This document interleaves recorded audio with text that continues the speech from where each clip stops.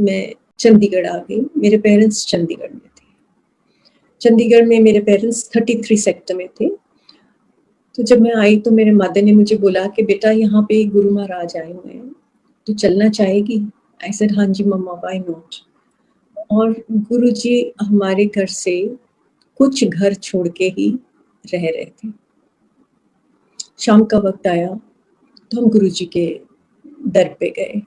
जैसे ही गेट पे पहुंचे तो मुझे इतनी ज़्यादा रोजेस की फ्रेग्रेंस आई कि मैं आपको बता नहीं सकती। मुझे ऐसे लग रहा था कि इतनी ज़्यादा अगरबत्तियाँ कौन लगाता है, इतनी खुशबू कि मुझे लग रहा था कि मैं उसमें डूब जाऊंगी, इतनी खुशबू थी, मतलब सिर को चढ़ रही थी इतनी खुशबू।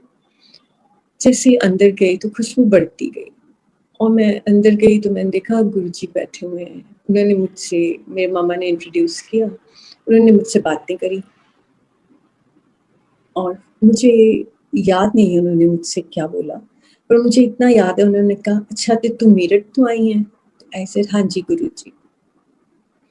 और कुछ देर वो मुझसे बातें करते रहे और फिर मैं वहाँ बैठ गई और मैं बैठ के 2 घंटे मैं वहाँ बैठी होंगी। 2 घंटे मैं रोती रही। मेरे को नहीं पता मेरी आंखों से क्यों आंसू बह रहे थे, पर मैं रोई जा रही थी।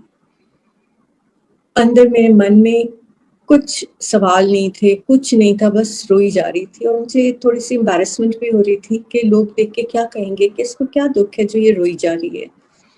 पर मुझसे रोका नहीं जा रहा था अपने आप को। उसके बाद लंगर किया, गुरुजी को माथा टेका और हम वापस आ गए। अगले दिन हम फिर गुरुजी के पास गए। उन दिनों संगत जी मैं बहुत पाठ करती होती थी। सुखमनी साहब का बहुत पाठ करती होती थी। दिन में 2-2 3-3 बार मैंने पाठ करना सुखमनी साहब का। जब अगले दिन हम पहुँचे तो गुरुजी बैठे हुए थे, मैंने माथा टेका और मैं बिल्कुल गुरुजी के सामने बैठ गई। और उस दिन पता नहीं क्यों मैं गुरुजी को देखना शुरू कर दिया और मैंने देखा कि गुरुजी ने नीले रंग का चोला पहना हुआ है। गुरुजी एक अच्छी सी चेयर पे बैठे हुए हैं और लोग उनके, कोई पाँव दबा रहा है, कोई उनसे बातें कर रहा है। तो मेरा दिमाग बोलने लगा कि गुरु तो जो होते हैं सफ़ेद चोलों में होते हैं, मतलब ऐसे चुपचाप बैठे होते हैं या ओका कलर के कपड़ों में होते हैं। उनका जो रहन-सहन है बहुत अलग होता है इससे। जैसे ही मेरा दिमाग ने मुझे ये बोलना शुरू किया तो मुझे सुखमनी साहब की वो तुक याद आई कि साध का निंदक महा प्यारा, साध का निंदक परमेश्वर मारा।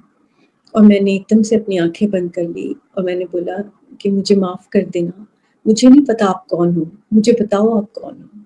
जैसे ही मैंने ये बोला, मेरे सिर के अंदर इतनी ज़ोर से आवाज़ आई कि तू एक मेरे कपड़े देखन आई है? ਇਹ ਕੱਪੜੇ ਤਾਂ ਮੈਂ ਉਹਨਾਂ ਲਈ ਪਾਏ ਹੈ ਜਿਨ੍ਹਾਂ ਨੂੰ ਮੈਂ ਇੱਥੋਂ ਵਾਪਸ ਭੇਜਣਾ है। इन्हां कपड़ियां तो अगे आके देख मैं की है। मैंने अपनी आँखें खोली और मैंने गुरुजी की तरफ देखा तो गुरुजी मुझे देख के मुस्कुरा रहे थे। साथ संगत मेरे साथ इतना बड़ा मिरेकल हुआ, पर मुझे ये समझ ही नहीं आया। मैंने सोचा पता नहीं मेरे दिमाग ने मुझे क्या बोला है या मैंने अपने आप अज़्यूम कर ली है चीज़ें। ये भी नहीं था कि मेरे साथ झूठ हुआ है या झूठ है ये, पर समहाउ वो रजिस्टर सा नहीं हुआ। वो ऐसे नहीं मुझे लगा कि गुरुजी भगवान हैं या गुरुजी में कोई पावर्स हैं। कुछ ऐसे मेरे दिमाग में गुरुजी ने ये बात आने ही नहीं दी। मैं वहाँ से लंगर करके वापस आ गई। अगले दिन हम फिर गए और मैंने ये बात किसी को बताई नहीं कि मेरे साथ ऐसे हुआ है। मुझे लगा कि पता नहीं लोग सोचेंगे क्या बोली जा रही है। अगले दिन हम फिर गए और मैं जाती रही। मुझे बड़ा ही अच्छा लगता था गुरुजी के पास जाना। 2 ढाई घंटे जो भी वहाँ बैठना मुझे बहुत ही अच्छा लगने लग गया। मेरे हस्बैंड चंडीगढ़ आए मुझे लेने और उस दिन हमने डिनर पे जाना था। तो मेरे हस्बैंड ने, मैंने अपने हस्बैंड को बड़े डरते-डरते बोला कि मैं ना आज ठीक है हमने डिनर पे तो जाना है पर मेरे को प्लीज़ एक बार माथा टेक के आने दो गुरुजी के पास। तो my husband got a little upset और वो मेरी मदर को बोलते हैं कि मम्मा जो लोग 60-70 साल ਦੀ ਉਮਰ ਤੇ ਜਾ ਕੇ ਕਰਦੇ ਤੁਸੀਂ ਇਹਨੂੰ ਹੁਣੇ लगा देता है इस पासे, इसको क्या ज़रूरत है कि इधर-उधर गुरुओं के पास भागे फिरने की। हिंदुस्तान में तो आप एक ही ईंट उठाओ तो आपको गुरु मिल जाता है ना? ऐसी चीज़ें उन्होंने बोलनी शुरू कर दी। सो माय मदर सेड कि बेटा मैंने थोड़ी फोर्स कीता है, ये आप जाना चाहती है तो जांदी है। ਇਹਦਾ शुरू तो इधर ਨੂੰ झुकाव हैगा। फिर जब शाम हुई तो ही सेड ठीक है, मैं कार में बैठता हूँ, तुम होके आ जाओ। तो हम गुरुजी के जहाँ रह रहे थे उस गेट के पास खड़े कर दी गाड़ी और मैं भाग के अंदर गई। साथ संगत जी उस टाइम पे गुरुजी के पास मेरा ख्याल है ज़्यादा से ज़्यादा 40-50 ऐसे लोग एक टाइम पे होते थे। पर उस दिन और कोई लाइन नहीं होती थी, आप जाओ, आप माथा टेको और बैठ जाओ। उस दिन इतनी लंबी लाइन कि मैं हैरान हो गई। मैंने कहा अब तो मुझे बिल्कुल ना डाँट पड़ जानी है इस वजह से कि तू क्यों इतनी देर लगा देती है। एनीवेज़ मैं लाइन में खड़ी हो गई और मैं प्रे करने लगी गुरुजी को। मैं कहा guruji please Lal ji that's my husband, उनको भी बुला लो, नहीं तो मेरे को डाँट पड़ जानी है। मैं खड़े होके ये प्रे कर रही थी। जब मेरी बारी आने ही वाली थी, मेरे आगे 1-2 लोग ही खड़े थे, तो मैंने पीछे मुड़ के देखा तो he was in the line behind me. 4-5 लोग छोड़ के ही वाज़ स्टैंडिंग। और मैं बड़ी हैरान कि हाउ इज़ ही कमिंग, ये तो बिल्कुल ना भगवान ना कुछ, किसी को गुरुद्वारे भी जाओ तो गुरुद्वारे के बाहर खड़े हो जाते थे कि तू जा, मैंने तो जाना नहीं। सो हमने माथा टेका और हम बैठ गए दोनों जने। थोड़ी देर के बाद मैंने इशारे से बोला कि चलें, क्योंकि मुझे ये था कि देर हो गई तो he will again get upset. तो उन्होंने मेरी तरफ देखा और हम दोनों ने इशारे से माथा टेका गुरुजी को और हम निकल आए बाहर। जैसे ही हम बाहर आए तो मुझे कहते तू बैठी रहती, मैं अभी इतनी जल्दी उठने की क्या ज़रूरत थी। एनीवेज़ जब मैं गुरुजी के पास जाती थी तो गुरुजी ने मुझे अपने स्वरूप दिए। गुरुजी ने मुझे 2 अपने लाल चोले में स्वरूप दिए, 2-3 आई थिंक, और 2 मुझे अपने काले चेक वाले चोले में स्वरूप दिए।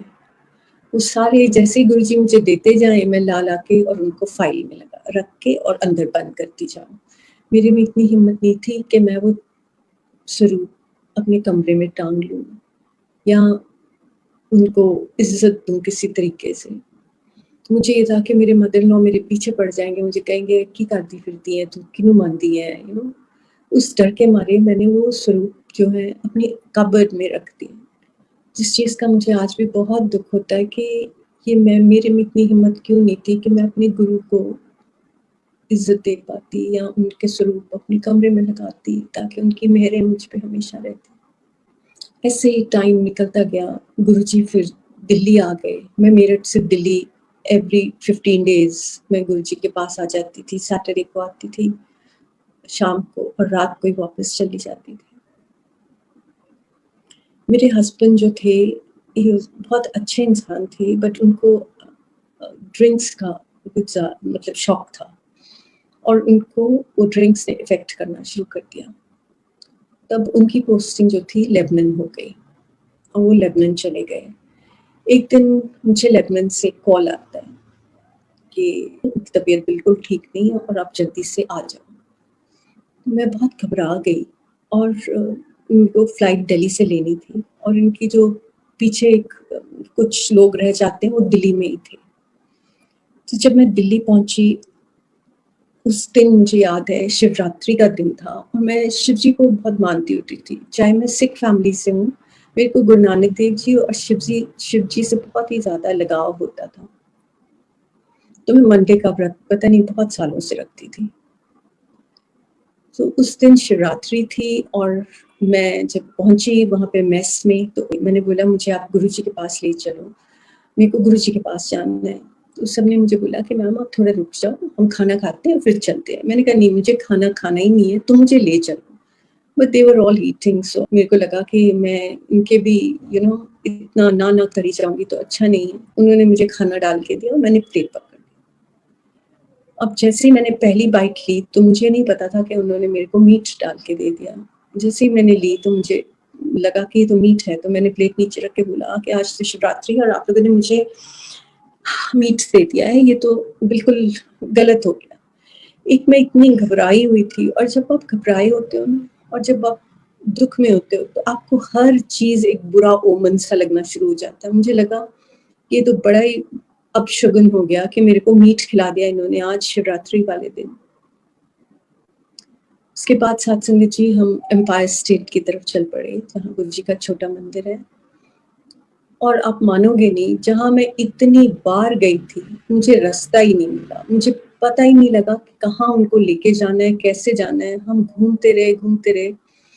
हम चले होंगे 8 बजे और 12 बजे तक मुझे गुरुजी का मंदिर नहीं मिला।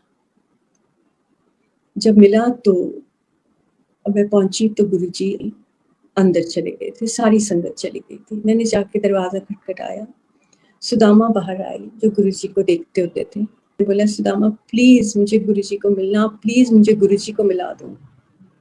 और मेरी आँखें भरी हुई थी और मैं लिटरली रो रही थी। तो उन्होंने मुझे बोला कि बहन जी, गुरुजी तो अपनी समाधि में चले गए हैं, अपनी पूजा में चले गए हैं। आप यहीं से माथा टेको और सब ठीक हो जाएगा। और मैं इंसिस्ट करती थी, मैं कहा नहीं सुदामा प्लीज़ मेरे को गुरुजी को मिलना है। उन्होंने बोला कि गुरुजी तो सब जगह हैं बहन जी, आप क्यों फ़िक्र कर रहे हो? साथ संगत जी, यहाँ मैं आपको बताना चाहूँगी कि सुदामा का और मेरे में कितना फ़र्क था। मुझे ये लगता था कि मैं गुरुजी को मिले बिना जाऊँगी तो कुछ अच्छा नहीं होगा। गुरुजी मुझे ब्लेस करेंगे अपनी फ़िज़िकल प्रेज़ेंस से, तो ही सब कुछ ठीक होगा। और सुदामा का ये सोच थी कि गुरुजी तो सब जगह हैं। तो देखिए कि मैं कितनी नादान थी, या मुझे बिल्कुल कुछ पता नहीं था और मेरे डर ने मुझे और भी ज़्यादा इग्नोरेंट बना दिया था। मुझे कुछ समझ ही नहीं आ रहा था। तो मेरे पास कोई चारा नहीं था। मैंने वहीं से माथा टेका, गुरुजी को प्रे किया और मैं चली गई लेबनान। जब मैं लेबनान पहुँची तो मेरे को डॉक्टर मिले और डॉक्टर ने मुझे बोला कि आपके हस्बैंड की मैक्सिमम एज 3 महीने है और वो भी अगर सब कुछ ठीक रहा और इनको लिवर ट्रांसप्लांट की ज़रूरत है। साथ संगत जी, ये 2000 की बात है। उस टाइम पे लिवर ट्रांसप्लांट्स बिल्कुल इंडिया में तो नहीं होते थे और अब्रॉड भी जब होते थे तो वेटिंग टाइम फॉर लिवर कोई डोनेट करे वो बहुत लंबा था, 2.5 साल का था। सो मतलब कंडीशन ये थी कि it was an impossible situation कि हर तरीके से आप हारोगे ही हारोगे। और मैं बहुत ज़्यादा सारे अटैच्ड होते हैं अपने फैमिली से। मुझे लगता था कि मेरी तो ज़िंदगी ख़त्म होने वाली है। यू नो मेरा क्या होगा? बस ऐसे ही मेरे दिमाग में 24 घंटे यही बातें चलती रहती थी और मैं रोती रहती थी। वहाँ पे जब हम लेबनान में थे तो मेरे को मेरी सिस्टर ने जो इंग्लैंड में थी वहाँ से पता करके बताया कि इज़राइल में बहुत ही अच्छे डॉक्टर हैं। मेरे हस्बैंड यूएन मिशन में थे, तो मैंने वहाँ से यूएन की गाड़ी मेरे को आई टुक अ व्हीकल और मैं इज़राइल चली गई। जाके वहाँ जो डॉक्टर थे उनको मिल के आई। उन्होंने मुझे बोला कोई फ़िक्र करने की ज़रूरत नहीं है, आप पहले उनको मेरे पास लेके आओ and then we will see. So ये वेडनेसडे की बात है। उन्होंने बोला अब मंडे को आना, क्योंकि उनके वहाँ पे छुट्टी हो जाती है, कुछ साथ आ जाता है तो उसके कारण वो छुट्टी कर देते हैं। तो मैं वापस आई, थोड़ा-सा मुझे दिलासा था, मैं वापस आई, मैंने अपने हस्बैंड को बताया। मेरे हस्बैंड ने तो बेबी चिल्लाना शुरू कर दिया, कि तुम मेरी बेइज़्ज़ती करवा रही हो, तुम कहाँ-कहाँ चली फिर रही हो, तुम जाने की कोई ज़रूरत नहीं है, आई एम एब्सोल्यूटली ओके, कुछ नहीं हुआ मुझे और यू नो मुझे नहीं जाना है कहीं। सो अगेन मतलब जो मुझे थोड़ी-सी होप हुई थी, वो भी बिल्कुल ख़त्म हो गई। उसके बाद मेरे सिस्टर ने बोला तुम इंग्लैंड आ जाओ। इंग्लैंड में भी एक सेंट जॉर्जेस हॉस्पिटल में बहुत अच्छे एक डॉक्टर थे, तो उनके पास अपॉइंटमेंट ली गई और हम इंग्लैंड चले गए। बट मेरे हस्बैंड को ये नहीं था कि मैंने अपॉइंटमेंट के लिए जाना है, उनको ये था कि मैं लेबनान से निकलूँ। हम जब इंग्लैंड पहुँचे तो मेरे सिस्टर ने उनको बोला कि जी ऐसे-ऐसे अपॉइंटमेंट है, हमको वहाँ जाना है। तो he started to scream and shout और एक जब लिवर की प्रॉब्लम हो जाती है तो आई थिंक लोगों को वैसे ही गुस्सा बहुत ज़्यादा आता है और वो वैसे ही गुस्से वाले थे। तो मतलब हमारे लिए तो उनको कंट्रोल करना ही लिटरली इम्पॉसिबल हो रहा था। एनीवेज़ वो मना-मनु के ले गई, हम गए और उनको डॉक्टर ने देखा नहीं but he spoke to us. He said कि ठीक है आप ले आना, पर आप एडमिट करा देना, मतलब इन हाउस मेरे को सारे टेस्ट करवाने पड़ेंगे।